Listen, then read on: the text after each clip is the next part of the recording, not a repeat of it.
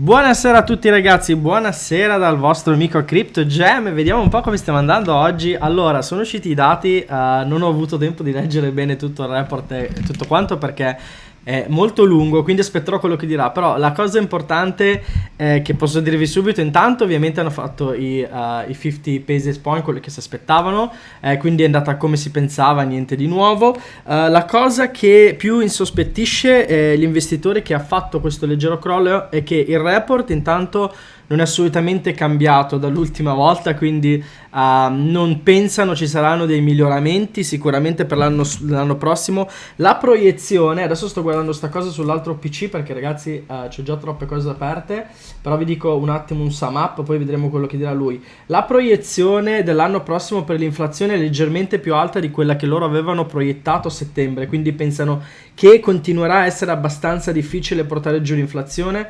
La proiezione del hike rate fino al 2024, probabilmente a quest'ora, cioè adesso con i dati che abbiamo attuali, probabile andrà avanti fino al 2024.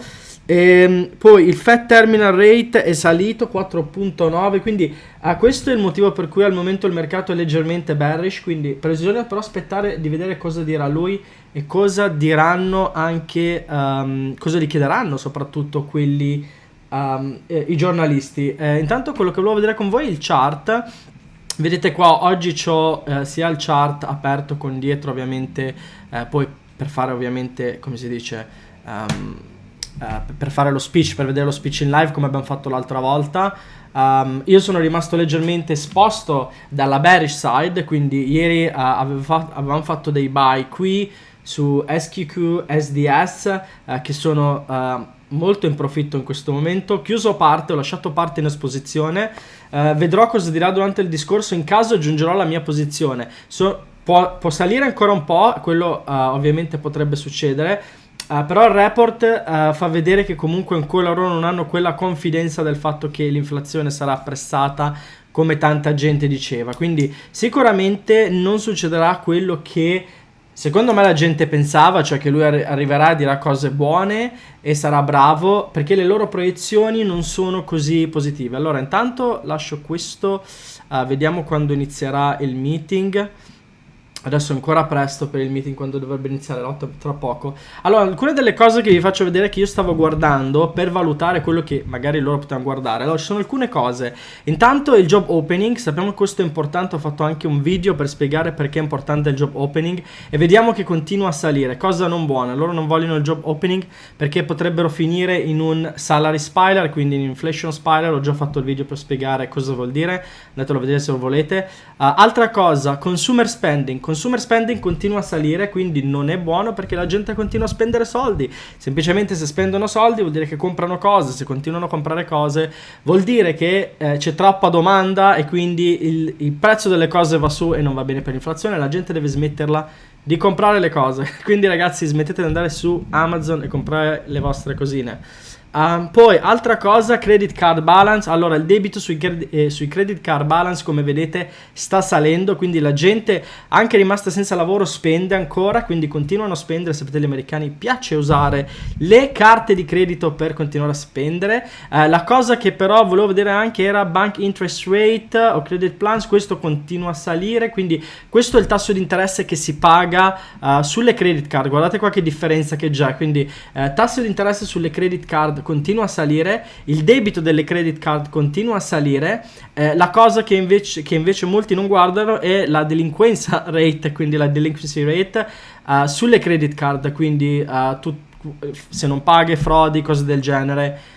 Quindi la prospettiva è che molti si indebiteranno, un po' come è successo nel 2008, ci sarà ovviamente un collasso molto più avanti. Adesso la gente spende, entrerà in debito, ci potrebbe essere un collasso. Quindi loro guardano queste cose che io stavo guardando anch'io prima della lettura e dell'avviso. Quindi andiamo a vedere, il mercato comunque è abbastanza irrazionale ancora, cioè vediamo un attimo. Tiene ancora botta perché loro sperano che lui durante il meeting dica qualcosa, quindi sta tenendo botta. Come vedete siamo nella zona. Comunque ieri, chi ha guardato la live di ieri, avete visto che ha rispettato perfettamente i nostri punti limiti, ok? Questa è una cosa importante perché Questo vuol dire che quello che noi stiamo facendo sui chart non è una cosa casuale, c'ha abbastanza senso. Quindi una volta spezzati i limiti a rialzo vuol dire che cambia il sentiment. Questa è la stessa cosa vale per il ribasso. Quindi cosa è successo? Quindi sappiamo che a ribasso, perché continua a muoversi questo? Scusate ragazzi.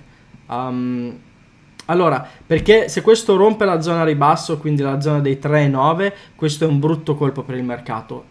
Cosa invece se rompe a 4,100 e si piazza sopra, questo è bullish per il mercato. Quindi abbiamo due zone che ci danno delle indicazioni. Noi siamo praticamente nel mezzo, vedete, in questo megaphone pattern che abbiamo individuato qualche giorno fa e che sta rispettando anche qua le sue linee e i suoi ritracciamenti. Siamo all'interno esattamente del golden pocket. Allora, quanto manca? Mezz'ora forse? Io mi confondo. Allora, io qua c'ho l'orario italiano. Questa cosa sta dicendo? Questa non sta dicendo niente di interessante. Non c'entra, penso. No, aspetta, forse dico una cosa interessante. More economic opportunities and stable prices promote growth by making it. Non so cosa sia questa gente. Comunque non ho mai visto quello che succede prima del discorso, quindi forse fanno delle pubblicità, non so cos'è quella roba. Comunque andiamo a vedere le cose più importanti per noi sul chart, a parte i nostri limiti, questo sull'SPX. Vediamo Bitcoin, che comunque io ho chiamato long Bitcoin già da quando era 15.500, 15.800. Ieri ho tirato dal tavolo 18.000, 30% tenuto il resto per oggi. Oggi ha fatto un bellissimo pump. Vediamo come reagiranno i mercati. Vedranno come reagiranno i mercati. Ho visto anche Solana che ha cercato di spezzare il massimo oggi. Solana di questo qua, il massimo precedente però è ancora dentro il range. Però Solana 3%.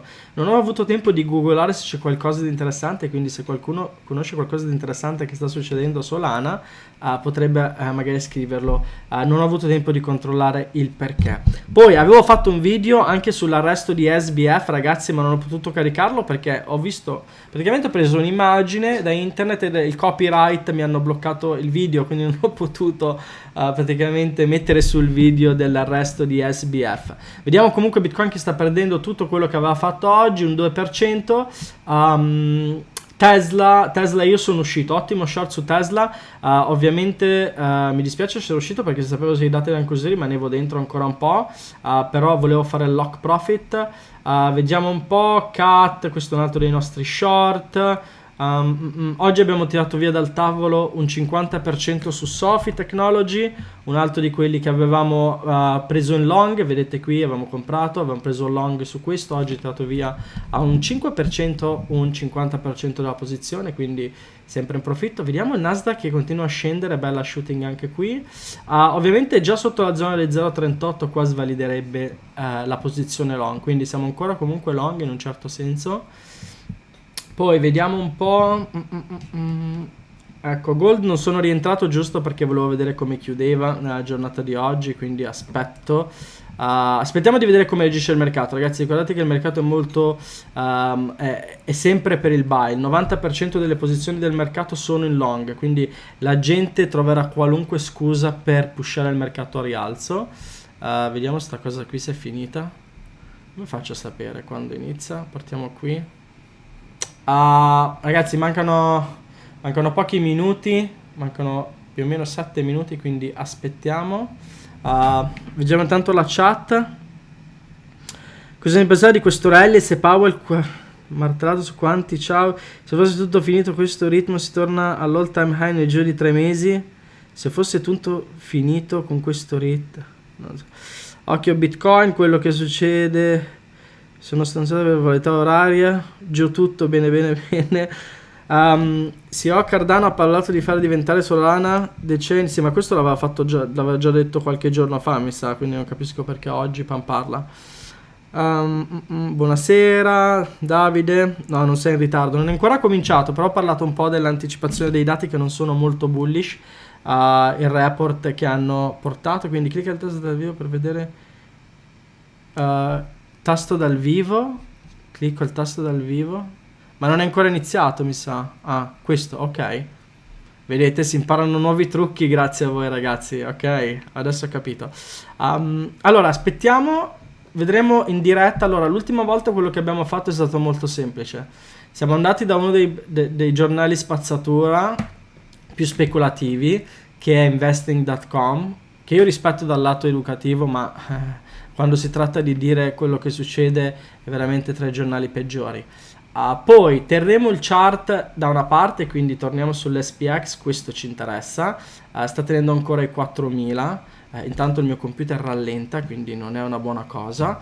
Quindi speriamo che tenga botta durante tutto il discorso. Quindi teniamo l'SPX, che questo è il nostro, diciamo, uno dei nostri indicatori base. Eccolo qui, lo mettiamo qui, lo spostiamo un po' qua, così almeno vediamo il bel faccione di Powell. Vediamo tanto cosa scrivono. Fed hike rate interest by 50 basis point, 4.5 hints October 2007. Decision portfolio estimate, ok, actual forecast estimate, previous 4. Federal official seat fundraise, questo è quello di cui parlavo, vedete? See fundraise rate at the median of 4.4 at the end of 2022, Federal 5.1, come vedete il fund, questo è quello che ha fatto diventare un po' più bearish il mercato, il fund rate, quindi vedete che questo non è una buona notizia per il mercato, in senso per i bulls. Indici turn negative after the Fed decision, Nasdaq last down 0.5, quindi Dow Jones, SP 500, Nasdaq tutti in giù dopo la decisione. Ongoing trade increase are likely appropriate. Fed median forecast show rates 5.1, quindi questo è quello di cui parlavo, in 2023, quindi continueranno con i loro hike rates. E ovviamente ragazzi, quello che vi ho detto io è questo: la gente guarda l'inflazione ma non guarda gli altri dati, tutti guardano il CPI, ma il CPI ragazzi è sceso per un motivo. Il CPI è sceso perché il costo dell'energia era sceso, quindi ovviamente loro hanno anche incluso il fatto che se loro tirano via il fatto che l'energia, il costo delle energie di alcune cose era sceso, cose che loro non hanno controllo, ovviamente non è scesa poi l'inflazione come tutti pensavano. Ovviamente c'è stato nel quadro generale un miglioramento, però come ho detto, se andate a vedere i dati, il breakdown dei dati, ok, cosa che io continuo a fare sempre, vi faccio sempre vedere, vedrete che la situazione non sta andando nella direzione in cui loro vogliono. Quindi i giornali continueranno a vendervi la storia del prezzato, la storia è finita, la storia è, ma chi guarda questo canale ragazzi da gennaio sa come sta andando veramente le cose sul mercato e non si fa fregare. Andiamo avanti, vediamo un attimo. Che bella musichetta. Allora, 3 minuti ragazzi, 3 minuti. Allora, 3 minuti, scrivetemi quello che volete intanto nella chat se volete. Io intanto guardo. Raccontaci una barzelletta. No, allora a me piacciono tantissimo le barzellette, però me lo chiedi in un momento così in cui sono un po' preso, quindi mi metti un po' di pressione. Una barzelletta così, cosa posso... È che non conosco barzellette che se racconto mi bloccano il video, quindi dovrei pensare a una barzelletta poi in 2 minuti che non sia una barzelletta che posso dire online. Questo è molto difficile. Guarda, la riservo per la prossima volta. Poi... ma quanto tanto aspettiamo? Giorgio, sono qua con Nico, bella live. Ciao belli, top. È crollato tutto. Miglior giornale per informarsi. Questa è una bella domanda. Il mio YouTube channel, questo è il miglior giornale dove potete informarvi. In verità io non guardo quasi mai i giornali, sono iscritto a tanti giornali semplicemente per vedere le cose, perché loro in mezzo alle linee mettono le cose vere però le decorano con delle cavolate. Io seguo un sacco di analisti, tantissimi, ce ne ho tantissimi su Twitter che seguo. E guardo quello che loro fanno, ascolto e guardo i dati, quindi poi alla fine mi faccio una mia idea generale e poi vado a leggere Bloomberg per capire che quello che io dico ho ragione, perché di solito loro pensano sempre all'opposto. Quindi così, questi sono i miei giornali. Estrema ricerca ragazzi, purtroppo questo è un mondo che se vi fidate delle cose gratuite e free che ci sono in giro, alla fine loro vi fregano perché loro si fanno pagare, come FTX ragazzi. Si è scoperto che pagava democratici, repubblicani, giornali, non giornali, pagava tutti perché tutti parlassero bene di lui. Quindi qualunque mezzo di informazione ragazzi è già compromesso, questo è il problema. L'unico mezzo di informazione che non è stato compromesso siamo gli individuali, cioè noi individualmente. Allora manca un minuto, ok, vediamo un po', vediamo quando inizia. Ok ragazzi, adesso cerchiamo di non fare Cerchiamo di ascoltare e capire cosa dice.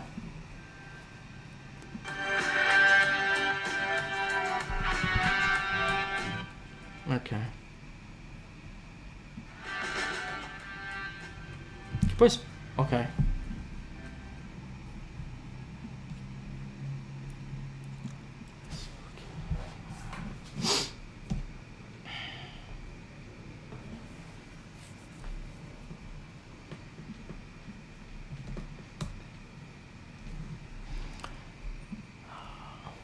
Questo è cinese, lo posso dire solo da dietro, guardando i capelli. Vediamo se ci avrò ragione. Non so, mi piace fare sto gioco di indovinare la razza della gente da dietro. Allora, vediamo un attimo, apriamo intanto TradingView da qui, Nasdaq 100.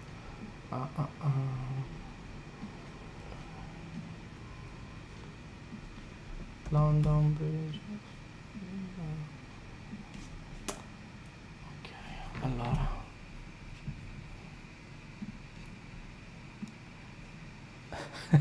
L'uomo disperato, un uomo distrutto dalla vita.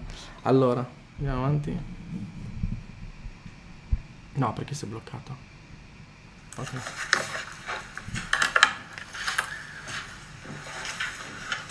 Good afternoon. Before I go into the details of today's meeting, I'd like to underscore for the American people that we understand the hardship that high inflation is causing and that we are strongly committed to bringing inflation back down to our 2% goal. Over the course of the year, we've taken forceful actions to tighten the stance of monetary policy. We've covered a lot of ground, and the full effects of our rapid tightening so far are yet to be felt. Even so, we have more work to do. Price stability is the responsibility of the Federal Reserve and serves as the bedrock of our economy. Without price stability, the economy doesn't work for anyone. In particular, without price stability, we will not achieve a sustained period of strong labor market conditions that benefit all. Today, the FOMC raised our policy interest rate by a 0.5 percentage point. We continue to anticipate that ongoing increases will be appropriate in order to attain a stance of monetary policy that is sufficiently restrictive to return inflation to 2% over time. In addition, we're continuing the process of significantly reducing the size of our balance sheet. Anche il balance sheet, non ne abbiamo parlato. Restoring price stability will likely require maintaining a restrictive policy stance for some time. I'll have more to say about today's monetary policy actions after briefly reviewing economic developments. The U.S. economy has slowed significantly from last year's rapid pace. Although real GDP rose at a pace of 2.9% last quarter, it is roughly unchanged through the first 3 quarters of this year. L'economia è ancora troppo forte. Recent indicators point to modest growth of spending and production this quarter. Growth in consumer spending has slowed from last year's rapid pace, in part reflecting lower real disposable income and tighter financial conditions. Activity in the housing sector has weakened significantly, largely reflecting higher mortgage rates. Higher interest rates and slower output growth also appear to be weighing on business fixed investment. As shown in our summary of economic projections, the median projection for real GDP growth stands at just 0.5% this year and next, well below the median estimate of the longer-run normal growth rate. Despite the slowdown in growth, the labor market remains extremely tight, with the unemployment rate near a 50-year low. Job vacancies still very high. Quello che avevo detto io, ragazzi. Mercato del lavoro. Job gains have been robust, with employment rising by an average of 272,000 jobs per month over the last 3 months. Although job vacancies have moved below their highs and the pace of job gains has slowed from earlier in the year, the labor market continues to be out of balance, with demand substantially exceeding the supply of available workers. Esattamente quello di cui parliamo. Il mercato del lavoro è troppo forte. Is little changed since the beginning of the year. FOMC participants expect supply and demand conditions in the labor market to come into better balance over time, easing upward pressures on wages and prices. The median projection in the SEP for the unemployment rate rises to 4.6% at the end of next year. Inflation remains well above our longer run goal of 2%. Over the 12 months Scende. ending in October, total PCE prices rose 6%. Excluding the volatile food and energy categories, core PCE prices rose 5%. È quello che ho detto. Escludiamo l'energia e l'inflazione non è cambiata. 1%, and the change in the core CPI was 6%. The inflation data received so far for October and November show a welcome reduction in the monthly pace of price increases. But it will take substantially more evidence to give confidence that inflation is on a sustained downward path. Finalmente dice le Price pressures cose. remain evident across a broad range of goods and services. Russia's war against Ukraine has boosted prices for energy and food and has contributed to upward pressure on inflation. The median projection in the SEP for total PCE inflation is 5.6% this year and falls to 3.1% next year, 2.5% in 2024, and 2.1% in 2025. Participants continue to see risks to No, che cosa è successo? inflation as weighted to the upside. Ok. Il rischio dell'inflazione Despite continua a elevated salire. inflation, longer-term inflation expectations appear to remain well anchored, as reflected in a broad range of surveys of households, businesses, and forecasters, as well as measures from financial markets. But that is not grounds for complacency. Nope. The longer the current bout of high inflation continues, the greater the chance that expectations of higher inflation will become entrenched. Esatto. Io sto uscendo The Fed's adesso. monetary policy actions are guided by our mandate to promote maximum employment and stable prices for the American people. Questo è sceso bene. My Anche. colleagues and I are acutely aware that high inflation imposes significant hardship Guardate il as it Nasdaq, erodes ragazzi. purchasing power, Cazzo, devo cercare un altro. especially for those Okay. least able to meet the higher costs of essentials like food, housing, and transportation. Ok. We are highly attentive to the risks that high inflation poses to both sides of our mandate, and we are strongly committed to returning inflation to our 2% objective. At today's meeting, the committee raised the target range for the federal funds rate by a half percentage point, bringing the target range to 4.25% to 4.5%. And we are continuing the process of significantly reducing the size of our balance sheet. With today's action, we have raised interest rates by 4.25 percentage points this year. We continue to anticipate that ongoing increases in the target range for the federal funds rate will be appropriate in order to attain a stance of monetary policy that is sufficiently restrictive to return inflation to 2% over time. Over the course of the year, financial conditions have tightened significantly in response to our policy actions. Financial conditions fluctuate in the short term in response to many factors, but it is important that over time they reflect the policy restraint that we're putting in place to return inflation to 2%. We are seeing the effects on demand in the most interest-sensitive sectors of the economy, such as housing. It will take time, however, for the full effects of monetary restraint to be realized, especially on inflation. In light of the cumulative tightening of monetary policy and the lags with which monetary policy affects economic activity and inflation, the committee decided to raise interest rates by 50 basis points today, a step down from the 75 basis point pace seen over the previous 4 meetings. Of course, 50 basis points is still a historically large increase, and we still have some ways to go. As shown in the SEP, the median projection for the appropriate level of the federal funds rate is 5.1% at the end of next year, a half percentage point higher than projected in September. The median projection is 4.1% at the end of 2024 and 3.1% at the end of 2025, still above the median estimate of its longer run value. Of course, these projections do not represent a committee decision or plan, and no one knows with any certainty where the economy will be a year or more from now.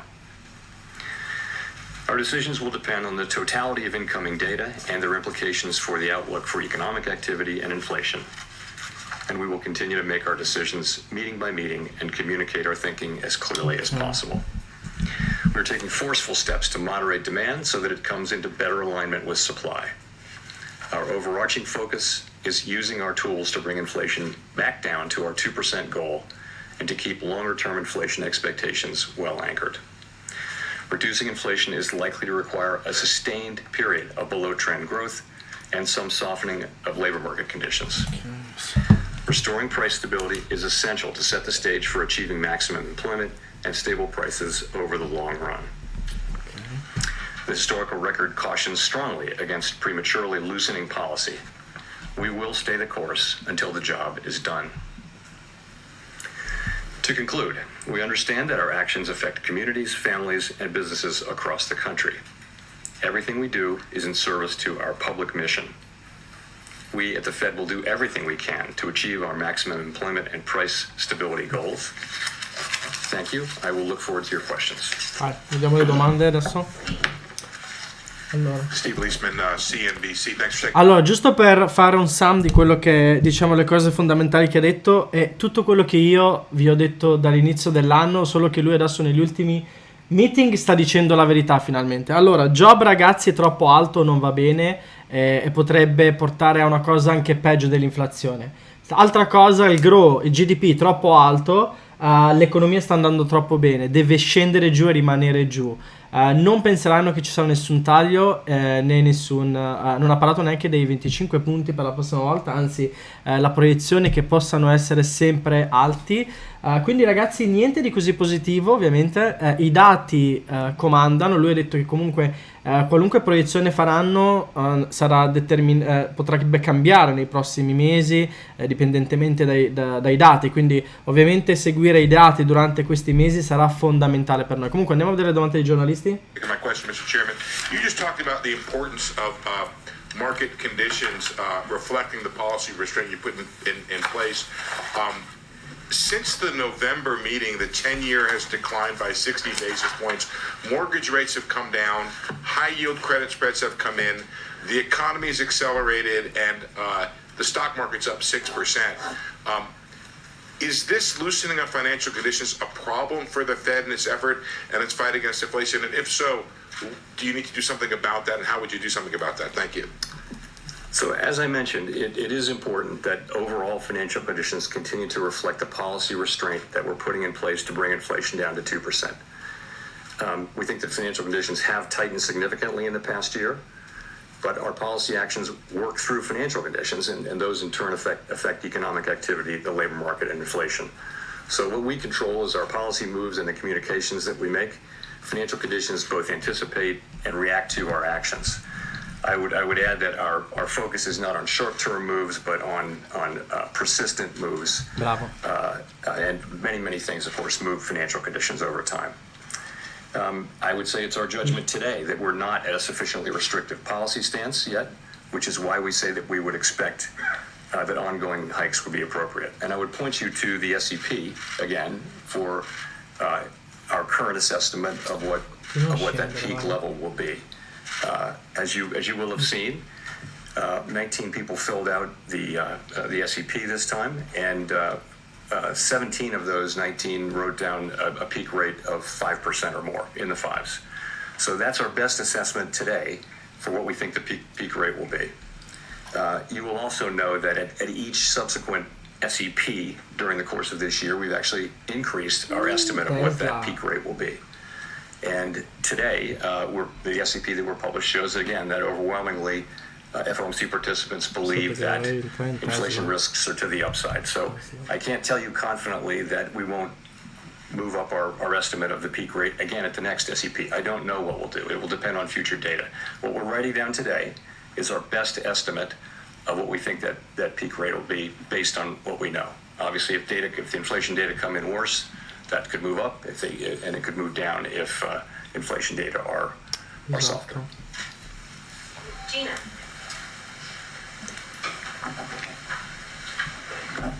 Gina Smilik, New York Times. Thanks for taking our questions.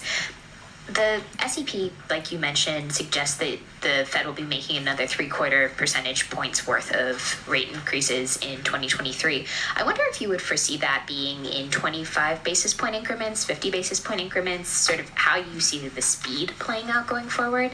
And then I wonder what you're looking at as you determine when to stop. Yeah. Come al solito i giornalisti si concentrano solo a tirarli dalla bocca che la prossima sarà 25 punti o quando si fermerà. Loro vogliono una risposta, ma lui non gliela darà, perché l'ultima volta ha cercato di non darle e alla fine sui giornali sono andati a scrivere cose che lui non ha detto. Quindi vediamo cosa fanno stavolta. Vediamo. As I've been saying, as we've gone through the course of this year, as we lifted off and got into the course of the year, and we saw how strong inflation was and how persistent, it was very important to move quickly. In fact, the speed, the pace with which we were moving was the most important thing.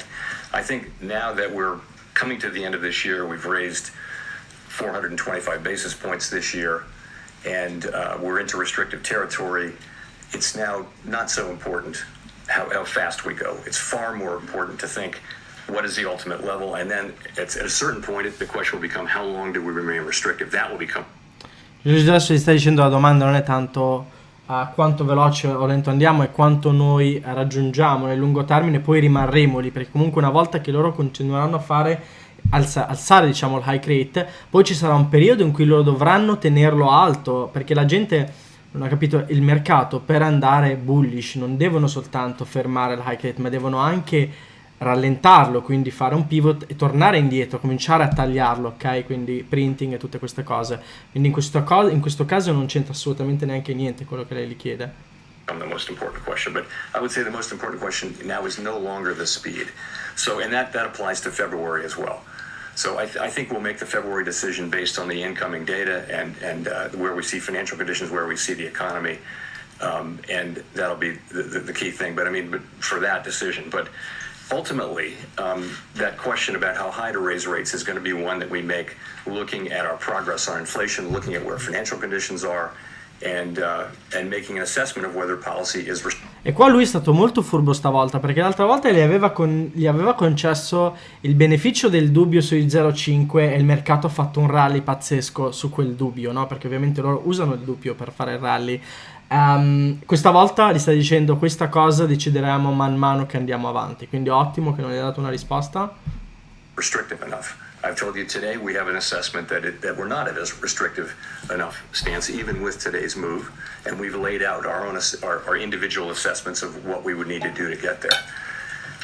At a certain point, though, we'll get to that point, and then the question will be how long do we stay there? And there the strong view on the committee is that we'll need to stay there, until we're really confident that inflation's coming down in a sustained way, and we think that will be some time. Now, why do I say that? If you look at the.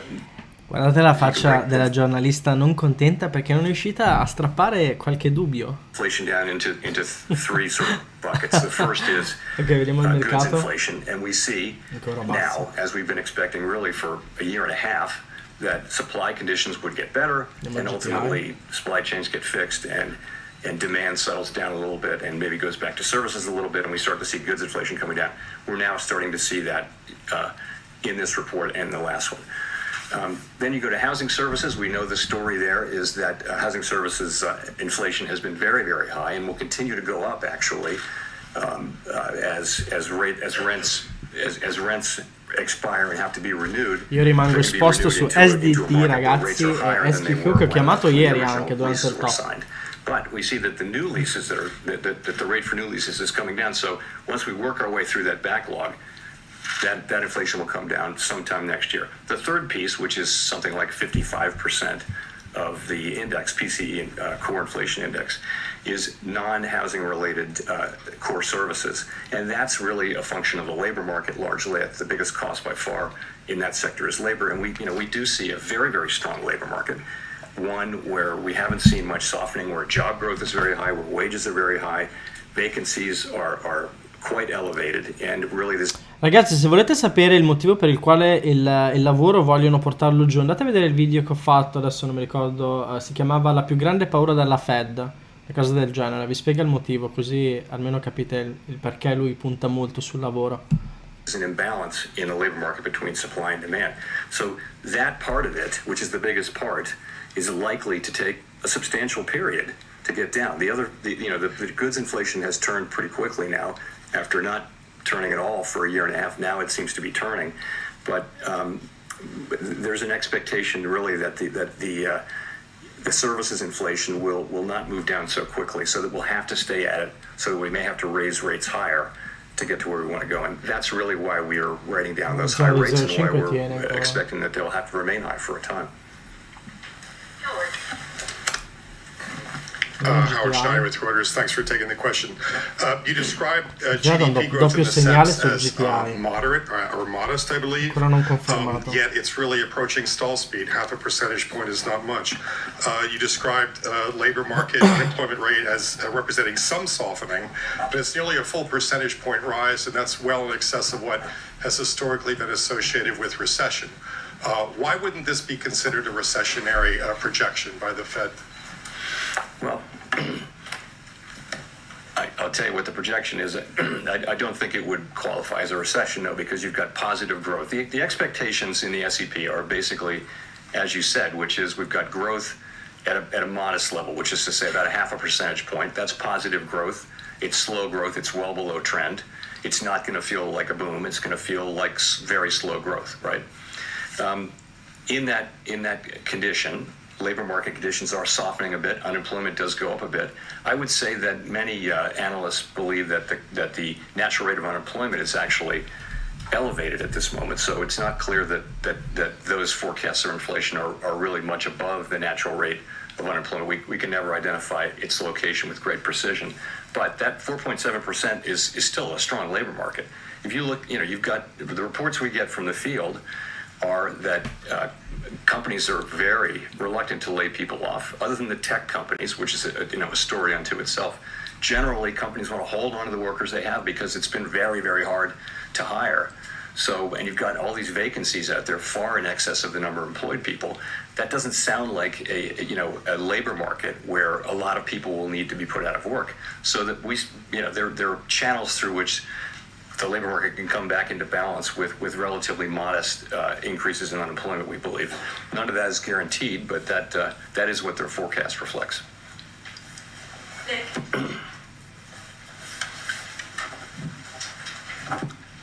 Thanks, Nick Timoros of the Wall Street Journal. Chair Powell, I want to follow up on Gina's question. The decision to step down the pace of rate rises appears to have been socialized at your last meeting, largely before the past two CPI reports showed inflation decelerating in line with the committee's forecast this year. You just now talked about making decisions meeting by meeting and being mindful of the lags of policy. Does that mean, all things equal, you would feel more comfortable probing where the terminal rate is by moving in 25 basis point increments, including beginning at your next meeting? So I haven't made a judgment on what size rate hike to make at the last meeting. But what you said is broadly right. Se rimanete ragazzi, poi guardiamo anche Bitcoin, Having now so much restraint that's still in the pipeline, we think that the appropriate thing to... L'unico motivo per cui non voglio spegnere l'interview perché so già che se lui dice qualcosa di sbagliato poi la vanno a pubblicare sui giornali e la usano contro il mercato, quindi voglio sentire tutte le domande per essere sicuro che non vanno a manipolare le cose. Do now is to move to a slower pace, and that will allow us to feel our way and and get to that level, we think, and better balance the risks that we face. So that's the idea. It makes a lot of sense, it seems to me, particularly if you consider how far we've come. But again, I can't tell you today what the actual size of that will be. It will depend on a variety of factors, including the incoming data in particular, the state of the economy, the state of financial conditions. With the CPI report that had come out last week, do you think it would change some of those forecasts in today's S&P? No, absolutely not. No, as just a matter of practice, the SEP reflects any data that comes out during the meeting, and participants know that that they can make changes to their SEP during the meeting, well in advance of the press conference, so that we're not running around. But that's not the case. It's never the case that the SEPs don't reflect an important piece of data that came in on the first day of the meeting. Rachel?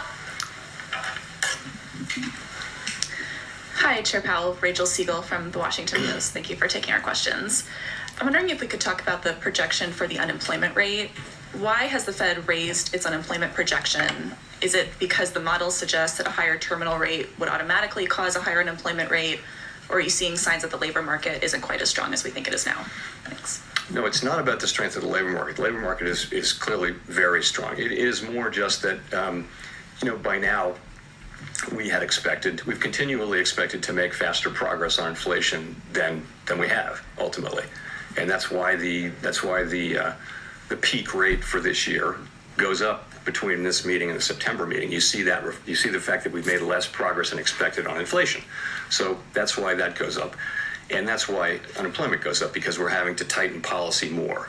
And so it didn't go up by much in the meeting, I don't think, but that's the idea, is slower progress on inflation, tighter policy, probably higher rates, probably held for longer, just to get to where the kind of restriction that you need to get inflation down to 2%. Do you have a sense of, in order to get to that number, how much of that could be caused by layoffs versus vacancies trimming or changes to the labor force population rate?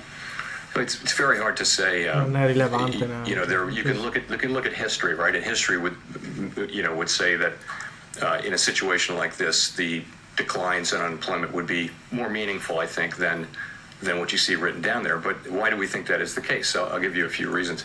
First, just is that there's this huge overhang of vacancies, meaning that vacancies can come down a fair amount, and we're hearing from many companies that they don't want to lay people off, so that they'll keep people because it's been so hard. I mean, I think it feels like we have a structural labor shortage out there, where there are 4 million fewer people, a little more than 4 million, who are in the workforce available to work than there's demand for workforce. So the fact that there's a strong labor market, means that companies will hold on to workers, and it means that it may take longer, but it also means that the costs in unemployment may be less. Again, that we're going to find out empirically, but I think that's a reasonably possible outcome, and you do hear many labor economists believe that it is. So we'll see, though. Colby. Thank you, Colby Smith with the Financial Times. How should we interpret the higher core inflation forecast for 2023 in the SEP? Does that not then suggest that the policy rate currently forecasted for next year should actually be higher than the 5.1 medium estimate penciled in? Well, I think that's why one of the reasons it went up was that core came in stronger this year. Yeah, what you see is our best estimate as of today, really, for how high we need to raise rates, to how much we need to tighten policy to create enough, restrictive policy to slow economic activity and soften the labor market and bring inflation down through those channels. That is the estimate, best estimate we make today. And as I mentioned, we'll make another estimate for the next SEP, and we'll, of course, between meetings we do the same thing, but we don't publish it. Victoria. Hi, Victoria Guida with Politico. I wanted to make sure I understand specifically what's going on in the SEP, because you all expect rates to go higher, but you're also more pessimistic about what inflation is going to look like next year. And I was just wondering, given that we have seen some cooling in inflation, is that primarily because of wage growth, that you expect wage growth to be sort of a headwind? And we're going into next year with higher inflation than we had thought, right? So we're actually moving down to the level that we're moving down to next year is still a very large drop in inflation from where inflation is running now, well more than a 1% change in inflation. But remember that the jump off point at the beginning of the year is higher. So we're moving down still by a very large chunk. I don't think the policy's having any less effect. It's just starting from a higher level at the end of 2022. So we're getting down, I believe the median is 3.5%. That's a pretty significant drop in inflation. And where's it coming from? It's coming from the goods sector, clearly. By the middle of next year, we should begin to see lower inflation from the housing services sector. And then, the big question is how much will you see from the 55% of the index, which is the non-housing services sector. And that's where you need to see. We believe you need to see a better balancing of supply and demand in the labor market, so that you have. It's not that we don't want wage increases. We want strong wage increases. We just want them to be at a level that's consistent with 2% inflation. Right now, if you factor in productivity estimates, standard productivity estimates, wages are running, well above what would be consistent with 2% inflation. Neil. Thanks. Hi, Chair Powell. Neil Irwin with Axios. Some of your colleagues have been pretty explicit that they can't imagine rate cuts happening in 2023. That's certainly not implied by the SEP. But futures markets have priced in some easing in the back half of next year. What's your view of the likelihood of any kind of rate cuts next year? What circumstances might make that plausible? Our focus right now is really on moving our policy stance to one that is restrictive enough to assure a return of inflation to our 2% goal over time. It's not on rate cuts. And we think that we'll have to maintain a restrictive stance of policy for some time. Historical experience cautions strongly against prematurely loosening policy. I guess I would say it this way. I wouldn't see us considering rate cuts until the committee is confident that inflation is moving down to 2% in a sustained way. So that's the test I would articulate. And you're correct. There are not rate cuts in the SEP for 2023.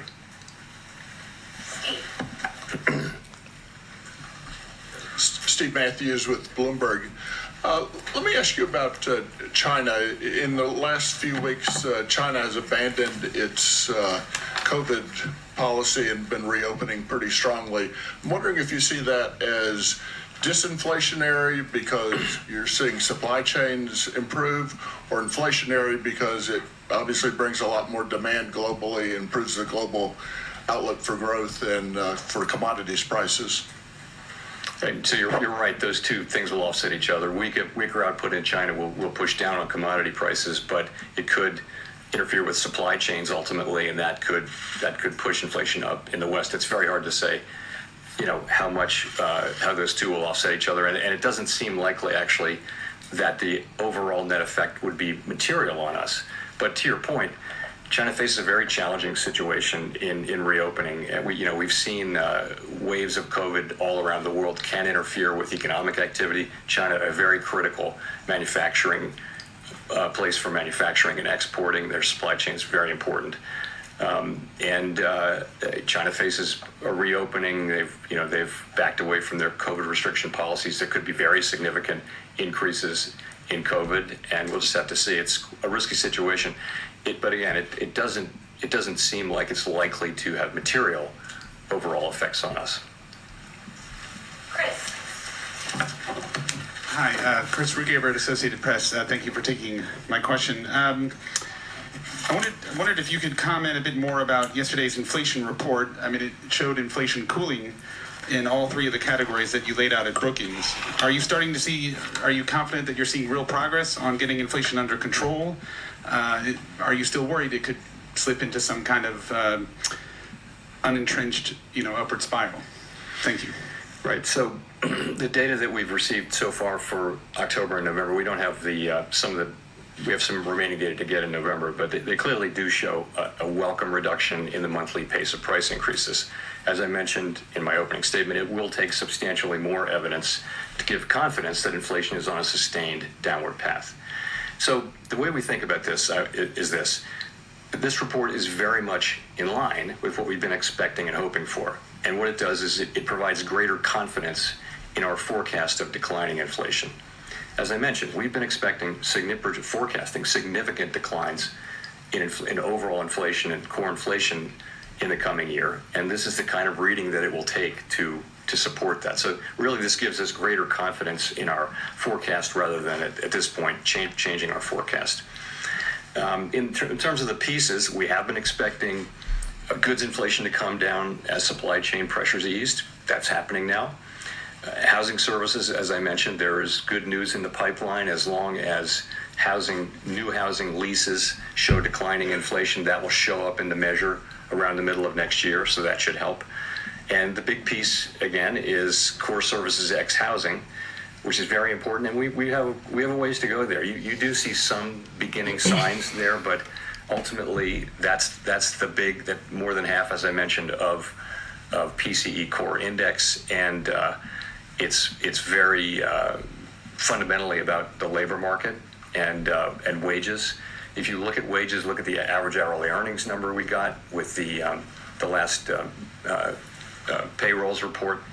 You don't really see much progress in terms of our average hourly earnings coming down. Now there may be composition effects and other effects in that, so we don't put too much weight on any one report. These things can be volatile month to month, but we'll be looking for wages moving, down to more normal levels where workers are doing well and ultimately their gains are not being eaten up by inflation. Michael,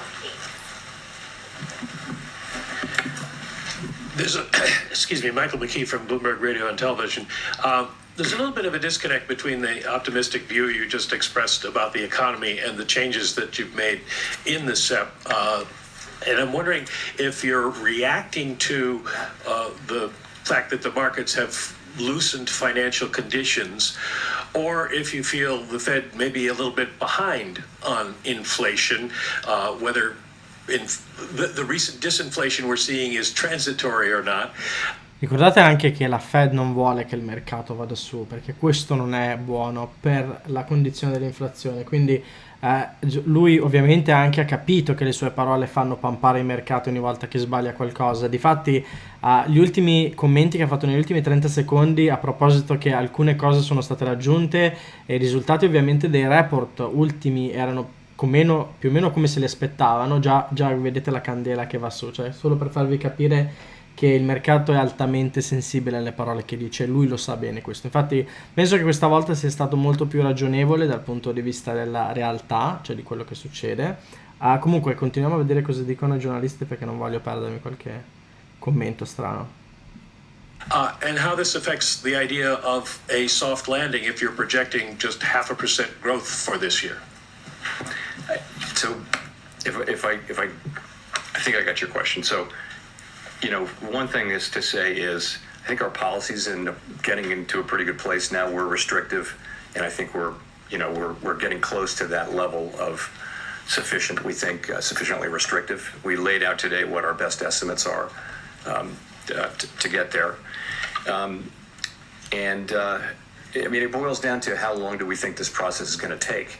And of course, we welcome these better inflation reports for the last 2 months. They're very welcome, but I think we're realistic about the broader project. So that's all. That's the point I would make. It's, we see goods prices coming down. We understand what will happen with housing services, but the big story will really be the rest of it, and there's not much progress there, and that's going to take some time. I think my view and my colleagues' view is that this will take some time. We'll have to hold policy at a restrictive level for a sustained period, so that two good monthly reports are very welcome. Of course, they're very welcome, but I think we need to be honest with ourselves that there's inflation. 12-month core inflation is 6% CPI. That's 3 times our 2% target. Now, questo ragazzi è quello che dicevo io ogni volta che uscivano i report e la gente ovviamente informava la situazione, cioè 2 report positivi, poi positivi c'è bisogno di analizzare cosa c'è dentro. Comunque abbiamo analizzato che alcune cose, anche per il fatto che sono scesi, l'inflazione è scesa su quei report, anche perché i goods comunque alcune cose, i costi dell'energia sono scesi, non dimostrano assolutamente un pattern che sta scendendo, e se loro fanno l'errore che hanno fatto anni fa, quello di lasciare andare, quindi di fare un pivot troppo presto, l'inflazione può fare uno spike up subito, anche perché vedete che lo spending è ancora alto, il mercato continua a pampare, il mercato vuole tornare su, ok? Non vuole entrare nella mentalità del fatto che comunque siamo in recessione, che comunque loro continueranno a essere stretti nella loro policy. Il mercato non vuole sentire questo, perché 90%, come dico, dei soldi sul mercato è sempre long, quindi interessa a tutti andare long, ok? Tutti vogliono andare long, le società, gli analisti, tutti questi giornalisti, se vedete il loro linguaggio e il modo in cui loro tendono a fare le domande, sempre dal punto di vista, senti, ma quando è che ci fai pampare di nuovo, no? Quindi questo è il fatto che voi non dovete cercare sempre di ascoltare quello che dicono queste persone, ma cercare un attimo di riflettere anche sul senso della cosa. Non bastano 2 job report, poi anche perché qualunque policy fanno a un determinato periodo di tempo, gli serve alcuni mesi per vedere se veramente ha effetto oppure no, quindi gli servono determinati anche più di 6 mesi certe volte, 3, 4, 5, 6 mesi, quindi anche questo 50% gli servirà un po' di tempo per vedere qual è l'effetto che ha avuto sull'economia. It's good to see progress, but let's just understand we have a long ways to go to get back to price stability. Well, do you think the soft landing is no longer achievable? No, I wouldn't say that. No, I don't say that. I mean, I would say this, to the extent we need to keep rates higher and keep them there for longer and inflation, moves up higher and higher, I think that narrows the runway. But lower inflation readings, if they persist in time, could certainly make it more possible. So I don't think anyone knows whether we're going to have a recession or not, and if we do, whether it's going to be a deep one or not. It's just...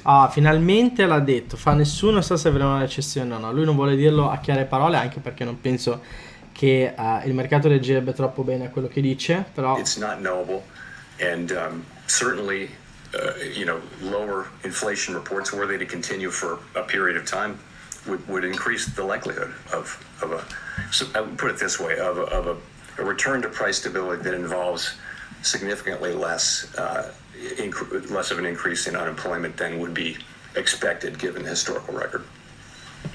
Right. Hi, Chairman Powell. Brian Chung, NBC News.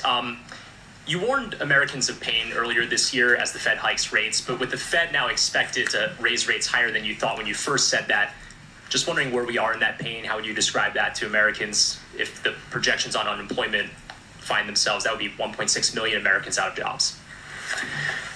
So the largest amount of pain, the worst pain, would come from a failure to raise rates high enough and from us allowing inflation to become entrenched in the economy so that the ultimate cost of getting it out of the economy would be very high in terms of employment, meaning very high unemployment for extended periods of time. The kind of thing that had to happen when inflation really got out of control and the Fed didn't respond aggressively enough or soon enough in a prior episode, 50 years ago. So that's really the worst pain would be if we failed to act. What we're doing now is, it's raising interest rates for people. And so people are paying higher rates on mortgages and that kind of thing. There will be some softening in labor market conditions. And I wish there were a completely painless way to restore price stability. There isn't. And this is the best we can do. I do think, though, that and markets are pretty confident, it seems to me, that we will get inflation under control. And I believe we will. We're certainly highly committed to do that. Grady. Thank you, Mr. Chair. Grady Trimble with Fox Business. You've reiterated today, and the committee has reiterated its commitment to that 2% inflation target. I wonder, is there ever a point where you actually reevaluate that target and maybe increase your inflation target if it is stickier than even you think it is? That's just so changing our inflation goal is just something we're not thinking about. It's not something we're not going to think about. We have a 2% inflation goal, and we'll use our tools to get inflation back to 2%. I think this isn't the time to be thinking about that. I mean, there may be a longer run project at some point, but that is not where we are at all. The committee, we're not considering that. We're not going to consider that under any circumstances. We're gonna keep our inflation target at 2%, and we're gonna use our tools to get inflation back to 2%. Nicole. Thank you, Chairman Powell. Nicole Goodkind, CNN Business. As you monitor wage growth and unemployment data, I wonder if you're paying close attention to a sector or even income level. Like, how do you factor potential exacerbations of inequality into your risk calculations, especially given the K-shaped recovery of 2020? So I would go back to the labor market that we had in 2018, 19, 20. So what that looked like was wage increases for the people at the lowest end of the income spectrum were the largest. The gaps between racial groups and gender groups were at their smallest in recorded history. All of that because of a tight labor market. a tight labor market which had inflation running, just a tick below 2%, and the economy growing right at its potential. So that seems like something that would be really good for the economy and for the country if we can get back to that. And so that's what all of us want to do. We want to get back to a long expansion where the labor market can remain strong over an extended period of time. That's a really good thing for workers in the economy, and we'd love to get back to that. That's what our goal is. There's in the near term, we have to use our tools to restore price stability, but we can't. What we have to think about is the medium and longer term. If you think about it, the country went through a difficult time. I think much more difficult than we can think it would happen here, but it really set up our economy for several decades of prosperity. So price stability is something that really pays dividends for the benefit of the economy and the people in it over a very, very long period of time. And so when it is lost for whatever reason, it has to be restored, and as quickly as possible, which is what we're doing. In the short term, are you factoring in these potential exacerbations of inequality? Are you monitoring? We do, yes, we absolutely do. We look at, it's our regular practice to talk about unemployment rates by different groups, including racial groups and that sort of thing. We do. We keep our eye on that. Finito? Mamma mia. Hi, Nancy Marshall-Genzer with Marketplace. What would you do if the economy slows so much that we enter a recession before we see strong, consistent signs that inflation is slowing? In other words, stagflation. So I don't want to get into too many hypotheticals, but Bravo. We'll Non cadere nella trappola. It's hard to deal with hypotheticals. So let me just say that we have to use our tools to support maximum employment and price stability. I've made it clear that right now the labor market's very, very strong. You're at near a 50-year low. Where you're at or above maximum employment, in 50-year low in unemployment. Vacancies are very high. Nominal wages are very high. So the labor market is very, very strong. Where we're missing is on the inflation side, and we're missing by a lot on the inflation side. So that means we need to really focus on getting inflation under control, and that's what we'll do. I think as the economy heals, the two goals come more into play. But right now, clearly the focus has to be on getting inflation down. Greg. Ce la facciamo a finire? Thank you, Chairman Powell. Greg Robb from MarketWatch. You spoke a little bit ago. You said Babbo that Natale. the U.S. it looks like we have a structural labor shortage in the economy. Could you expand on that? Talk a little bit more about that. And really, are you talking about getting Congress action on increasing legal immigration, things like that? Thank you. So what I meant by that with structural labor shortage is if you look at where we are now, as I mentioned, if you just look at demand for labor, you can look at vacancies plus people who are actually working, and then you can take supply of labor by are you in the labor market, are you looking for a job or have a job, and you're more than 4 million people short. We don't see, despite very high wages and an incredibly tight labor market, we don't see participation moving up, which is contrary to what we thought. So the upshot of all that is the labor market is actually, it's 3.5 million people at least smaller than it should have been based on pre-pandemic, just assume population and reasonable growth and aging of the population. Our labor force should be 3.5 million more than it is, and that there are lots of easy ways to get to bigger numbers than that if you go back a few more years. So why is that? Part of it is just accelerated retirements. People dropped out and aren't coming back at a higher rate than expected. Part of it is that we lost 500,000 people who would have been close to 500,000 who would have been working who died from COVID. And part of it is that migration has been lower. We don't prescribe, it's not our job to prescribe things, but I think if you ask businesses, pretty much everybody you talk to says there aren't enough people. We need more people. So I tried to identify that in a speech I gave a month ago, but I stopped short of telling Congress what to do because they gave us a job, and we need to do that job. News. Jennifer? Thank you, Chair Powell. Jennifer Schonberger with Yahoo Finance. You say you expect growth of just 0.5% next year. Given that you said the process of raising rates and getting inflation back under control will be painful, have you had discussions within the committee and addressed how long and or how deep of a recession you would be willing to accept? No, I mean, what we do is we make our forecasts and we publish them quarterly. And you know, if you look at those forecasts, those are forecasts for slow growth, for a softening labor market, by which I mean unemployment goes up, but not a great deal. And you see inflation coming down. You see rates going up a lot. You see inflation coming down. Those are those forecasts, and that's really what they show. We're not. We all, of course, we don't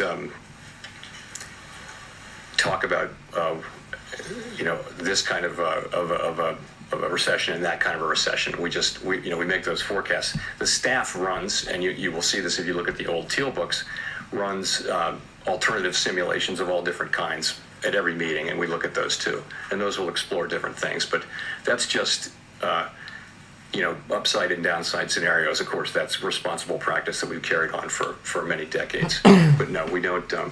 We haven't asked ourselves that question. Go to Jean for the last question.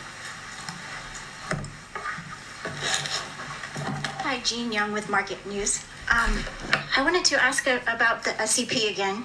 If you're reaching peak rates around 5% in the first half of next year and inflation starts to decline materially, that would seem to make the real rate gradually more restrictive. Is that something that's built into the projections and into models? Is that something you would want to see?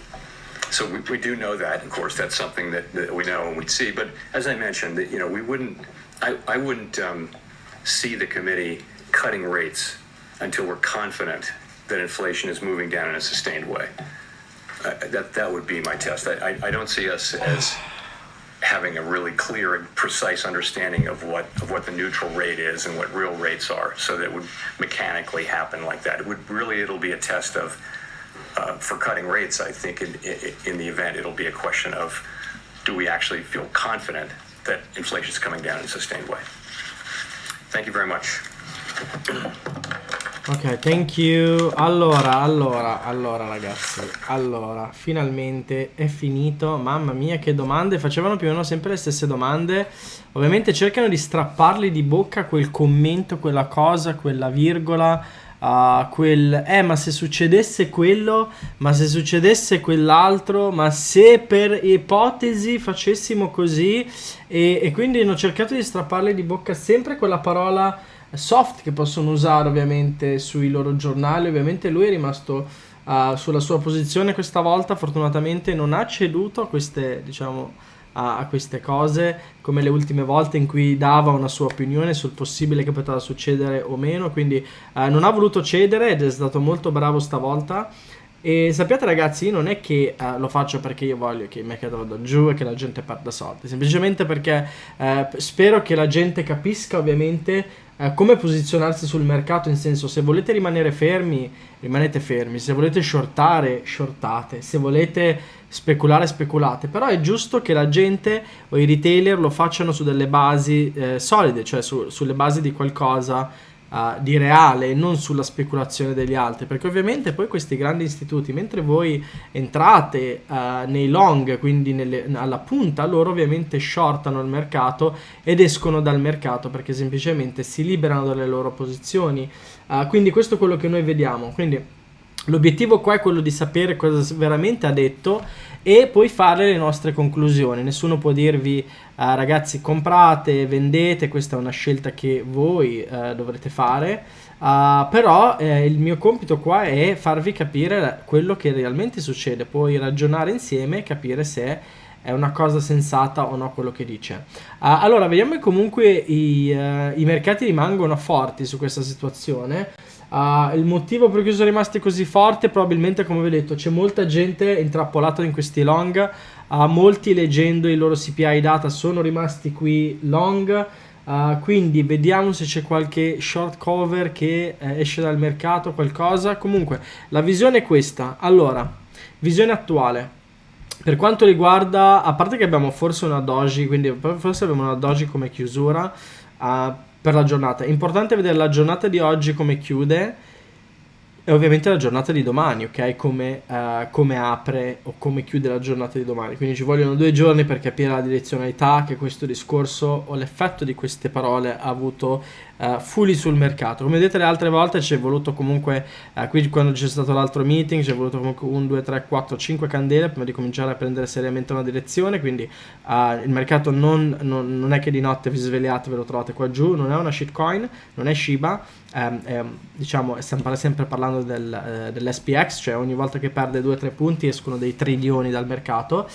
Quindi ragazzi, bisogna vedere un attimo come chiude, come il mercato sicuramente prenderà questa cosa. Allora, le faccine che vi ho messo qua sono semplici. Questa candela è importante, questa è quella di domani, quindi la giornaliera di oggi e di domani per le chiusure, ok? Come vedete la trend line ha tenuto l'ultimo high e siamo dentro al golden pocket, quindi questi sono i punti di resistenza più forti, vedete qui c'è un'intersezione, questa dove ieri noi siamo entrati long sull'ETF, io ho tenuto la mia posizione aperta, ho aggiunto anche un pochino durante il discorso, ho detto aggiungiamo, vediamo, tanto pur che vada su non sono convinto che a questo punto anche il più stupido dei retailer dovrebbe capire quello che ha detto. Comunque andiamo a vedere il money flow. Il money flow è molto importante anche sui piccoli time frame, perché abbiamo visto questi piccoli pump mentre lui parlava, e ovviamente guardate il money flow, questo vedete qui siamo comunque bearish, siamo a ribasso, ho fatto un mini double top qui sull'orario. Vediamo che comunque rimane sopra le EME e rimane sopra il livello 4000, ovviamente il livello 4000 è un supporto, di fatto quando lo perde e chiude sotto il livello, quello è diciamo un via al fatto che da lì si comincerà a essere più bearish. Quindi vedete che comunque i retailer tengono il supporto, vediamo se da qui probabilmente cederanno e chiuderà al di sotto. Come vedete la chiusura è fallita, la prima chiusura, questa è una doji, comunque abbiamo un doppio segnale del GTI, da tenere in considerazione questo doppio segnale del GTI che negli ultimi discorsi è stato molto utile, però vedo ancora molta forza dai retailer e mi sorprende questa forza dei retailer, anzi molto confidence sul mercato. Questo probabilmente ancora perché le notizie non sono arrivate alle orecchie di tutti, probabilmente. Vediamo che l'oro rimane forte, come sempre detto l'oro probabilmente avrà un bull run nel 2023. Bitcoin comunque non è andato neanche così male come si pensava, questo dovuto al fatto che il dollaro non ha subito grandi pump dalla cosa. Ovviamente il dollaro secondo me continuerà a salire, però non fatevi fregare dal fatto che il dollaro scende, quindi i mercati salgono. Quello non vuol dire assolutamente niente, potremo vedere sia il dollaro che i mercati scendere contemporaneamente, come per esempio oggi, vedete entrambi scendono, non hanno questo tipo di correlazione. Però come vedete rimane forte Bitcoin, rimane forte anche alcune cose come i pair, GBP USD per esempio, e USD Yen invece è andato in calo. Questo è stato un ottimo short che avevamo preso anche, poi l'ho chiuso, però comunque è ancora bearish perché comunque non ha mai chiuso sotto la 200, la 233, questa qui gialla. Poi andiamo a vedere altri titoli. Allora Tesla ha preso una grandissima sberla oggi, come vedete, molto bearish il sentiment su Tesla, molto bearish, anche le notizie, tutto, parte fondamentale, tutto quello che riguarda Tesla è completamente bearish. Vediamo altre cose. Allora vediamo un attimo. Dominance di Bitcoin salirà a questo punto, penso. Vediamo un attimo la dominance di BTC. A questo punto salirà, penso, perché la dominance, come sapete, ne ho parlato spesso, è indice della paura dei retailer sul mercato. Quindi quando c'è paura i retailer tendono a rifugiarsi in asset tra virgolette più sicuri, comunque ritenuto più sicuro del mercato Bitcoin. Come vedete qua adesso stiamo baciando la 2233, siamo esattamente qui, prossima chiusura qua sotto ragazzi, e qua cominciate a vedere un po' di sofferenza nelle altcoin, ok? Quindi questo da tenere sotto controllo. Vediamo un po' la chat, ragazzi, non ho potuto leggere molto le domande, spero vi sia piaciuta comunque la live, come quella dell'altra volta. Vediamo un attimo. Già progressivo tutto il FOMO. Rally di Natale, sì, rally di Natale sinceramente poteva esserci. Il fatto che rally di Natale con il discorso che ha detto lui è molto difficile, nel senso che allora, se loro riuscivano in un qualche modo a triccarlo, cioè di fargli dire qualche parola strana, però lui è rimasto molto forte e è praticamente questo quello che io avrei voluto che lui facesse all'inizio dell'anno, però come vedete non l'ha mai detto fino in fondo, ha cominciato negli ultimi 2 report a essere molto più chiaro, nel senso no, basta, non è così, lasciamo stare le ipotesi, non ci sono ipotesi, questa è come sta andando, questa è come sarà. È stato molto duro, ok, è meglio così anche perché la proiezione comunque, la proiezione che loro hanno fatto questo meeting è peggiore, cioè è peggiorata la proiezione per l'anno prossimo, capito? Quindi mentre tutti dicono l'inflazione va su, guardate qui che roba, mentre dite che l'inflazione va su, scusate che sto guardando sull'altro computer le posizioni. Ok, a me interessa comunque se rimane forte. Io questi dump improvvisi a ribasso non mi piacciono, mi piace costruire la posizione.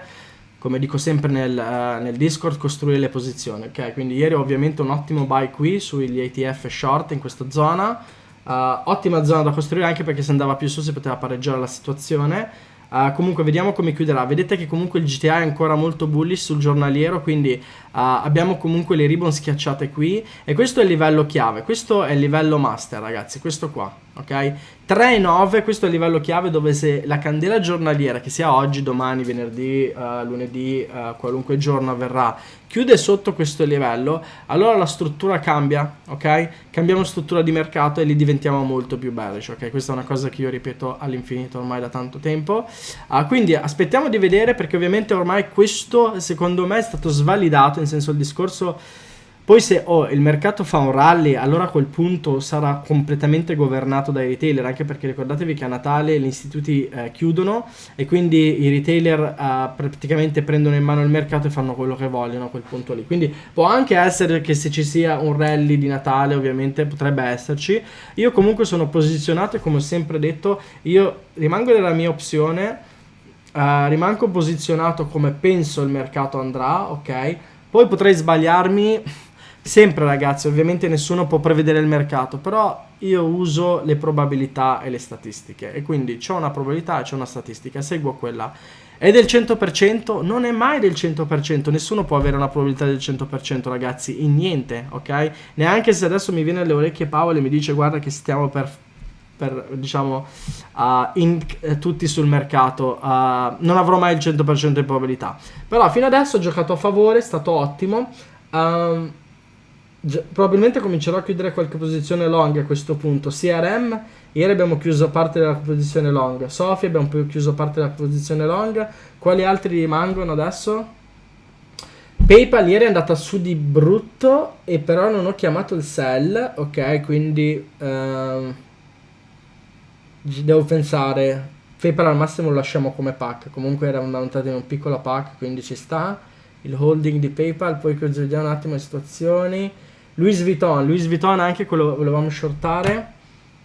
Louis Vuitton, yield and selling, quindi questo è ancora 0,09%, non si è mosso. German, il DAX è ancora short sul DAX, quindi ancora confident che questo maledetto scenderà. Rimane comunque nella zona di supporto, di resistenza quella che è, ha fatto un bel dip qua ma non è mai arrivato nella mia zona target, quindi rimango dell'idea di quello che sta succedendo sul mercato. Gas, oggi sono entrato in una piccola posizione, double top sulla linea, sulla zona sta qui che non si vede sul giornaliero, però si vede qua. C'è un double top, ok? Non mi piace molto, però c'è un double top, funziona. Vediamo i Fibonacci se arriva ai $5. Non so se qualcuno è entrato nella community su questo. Però bisogna vedere ancora domani come reagiranno alcune cose. Sto cercando un ETF per il gas che però ovviamente non c'hanno i broker che io uso. Qualcuno mi ha suggerito un broker l'altro giorno. Non mi ricordo quale broker era per entrare short sull'ETF gas, cioè long sull'ETF short del gas. Qualcuno sul Discord, ragazzi, chiunque sia, se me lo riscrive di nuovo perché mi interessava quel broker lì. Poi ragazzi, questo è tutto. Penso che è stata anche abbastanza lunga questa live. L'ultima cosa che vedremo è Bitcoin. non mi ricordo neanche se l'abbiamo già visto o no Bitcoin. Sì, allora Bitcoin. Guardiamo Bitcoin perché probabilmente comincerò a prendere anche profitto da questa situazione. Visto che sono in profitto non voglio bruciarmi il profitto. Voglio vedere se chiude. Questa sembra una shooting star assurda. Guardate qui, è arrivato al livello, proprio al livello precedente. Come vedete questi sono studi che noi abbiamo qua sul chart ormai da mesi e li sta rispettando perfettamente. Perché ci sono queste linee? Cosa sono queste linee? Non le capisco. Appaiono delle linee strane. Ok, allora vedete qui, allora la trend line ovviamente oggi non è stata bucata né questa, c'è un'intersezione. Questa è un'altra intersezione di studi, come vedete abbiamo sia questa trend line che questa qui, quindi ottimo punto di resistenza per Bitcoin, però siamo ancora sopra la zona di 17,5 che è una zona comunque bullish, quindi voglio vedere come chiude questa, la prossima candela. Non mi aspetto dump eccessivi, in senso non si sa, magari dormo stanotte, infatti sposto i miei stop loss, i miei take profit in questa zona sotto il VWAP. Quindi non chiudo qua, ma aspetto di vedere, casomai chiudo qua. Perché? Vi spiego perché provo a fare sta cosa. Poi il rischio ormai è minimo perché comunque sono in profitto dalla zona di pack, quindi e ho preso profitto ieri, quindi questo è ottimo. Ormai non posso tirare il collo della gallina fino alla fine, qualcosa comunque del profitto devo dare indietro al mercato, non posso essere così avido da cercare di prendere sempre la punta di tutto, cioè anche perché è stressante mentalmente, devi rimanere sul chart e guardare cosa succede, quindi tanto vale sapere un po', sposti il tuo stop profit, dici ok, mi accontento di questo profitto in caso. Il dollaro è ancora molto debole, quindi Bitcoin potrebbe comunque rimanere forte, però questa shooting star non mi piace per niente perché questa è molto bearish. Vediamo se rimane sopra il livello 7,4, 7,5, potrei anche spostare lo stop loss qua in verità. Vediamo se rimane forte.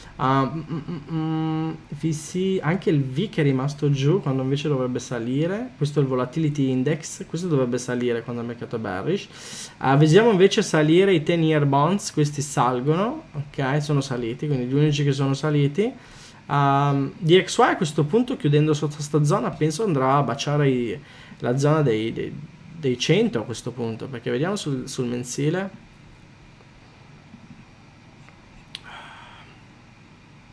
C'è un pivot low sui 101-100, quindi a questo punto sì, a livello tecnico potrebbe scendere giù fino a qua, quindi abbiamo ancora spazio per alcuni asset ed è per quello che potremo vedere, anche perché comunque Bitcoin ha perso circa quasi un 3% dalla giornata di oggi, calcolando anche il profit che ha perso, e comunque ha perso del profit. Vediamo un po' l'SPX cerca di chiudere sotto.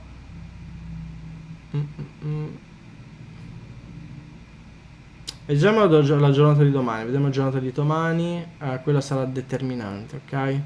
Allora ragazzi, spero che vi sia piaciuta la live. Lasciate un like ragazzi, dimostrate l'affetto perché così facciamo altre live, se ne saranno altre. Abbiamo ancora 2023 ragazzi, 2024, abbiamo 2 anni che possiamo stare insieme, quindi lasciate like così il channel cresce e molta più gente sa quello che succede sul mercato. Ditelo ai vostri amici. Se vi interessa entrare nel Discord, avere anche il nostro GTI, che è il nostro indicatore premium, capire come funziona, vedere le analisi che facciamo tutti i giorni ragazzi, aiutereste anche il canale e al progetto, che io ho un progetto segreto che sto facendo dietro le quinte, che però i ragazzi vedono piano piano che sta prendendo forma. Probabilmente estate 2023 sarà quasi il completamento del progetto, però non voglio dire niente per quanto riguarda, quindi contribuireste alla crescita di questo progetto, e chi è dentro dall'inizio con la crescita di questo progetto vedrà i frutti al 100%. Quindi ragazzi, condividete, like, commento quello che volete, non mi interessa, l'importante è che dimostrate un po' di amore a questo sforzo che abbiamo fatto oggi.